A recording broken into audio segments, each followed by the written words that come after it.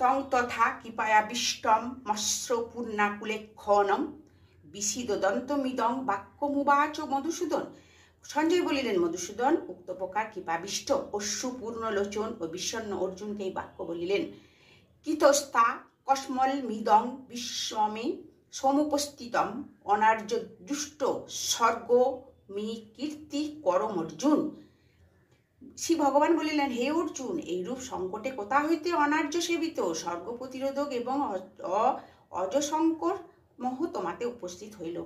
ক্লৈবাং মাসমো গম পার্থ নৈতিক তুজ্য পদ্মতে ক্ষুদ্রং হৃদয় দৌর্বল্যং তত্ত্বতিষ্ঠ পরন্তপ।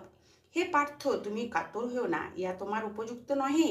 হে শত্রু তাপনাকারী, সামান্য দুর্বল হৃদয় দুর্বলতা পরিত্যাগ করিয়া উত্থিত হও। গীতা মাহাত্ম্য। গীতাশ্চৈব মাহাত্ম্যং যথাবৎ সুত হিমে বদ পুরা নারায়ণ ক্ষেত্রে ব্যাসেন মুনিমর্তিত। ঋষি বলিলেন, হে সুত, পুরাকালে নারায়ণ ক্ষেত্রে মহামুনি ব্যাস কর্তৃক গীতা মাহাত্ম্য যেরূপ কীর্তিত হইয়াছে তুমি তাহা যথাবৎ বর্ণনা করো। হরে কৃষ্ণ কৃষ্ণ কৃষ্ণ কৃষ্ণ।